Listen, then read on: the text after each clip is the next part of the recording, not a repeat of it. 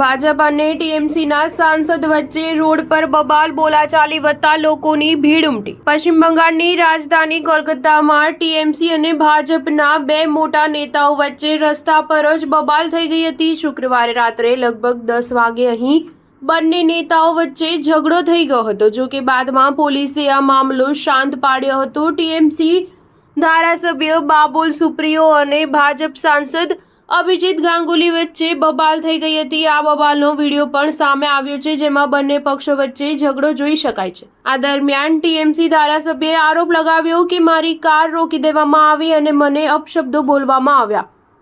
આ બબાલ વધી જતા લોકોની ભીડ ઘટના સ્થળે ઉમટી પડી હતી। તૃણમૂલ કોંગ્રેસના ધારાસભ્ય બાબુલ સુપ્રિયો અને ભારતીય જનતા પાર્ટીના તામલુકના સાંસદ અને પૂર્વ જસ્ટિસ અભિજીત ગાંગુલી વચ્ચે વિવાદનો મામલો સામે આવ્યો છે। તૃણમૂલ કોંગ્રેસના ધારાસભ્ય બાબુલ સુપ્રિયોએ આરોપ લગાવ્યો છે કે મારી કારને અપશબ્દો કહી ટાર્ગેટ કરવામાં આવી।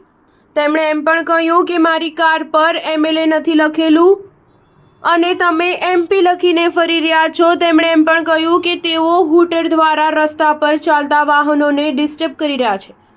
જો કે થોડી જ વાર બાદ બીજા હુગલી બ્રિજ પર બંને પક્ષો વચ્ચે બબાલ થઈ હતી, જેનો પોલીસ દ્વારા ઉકેલ લગાવાયો હતો।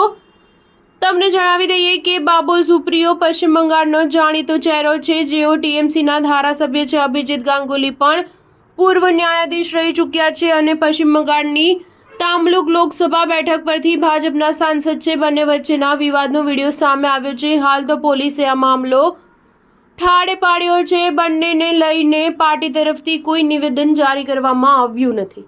સ્ટાર ન્યૂઝ 7 હંમેશા સચ્ચાઈની સાથે।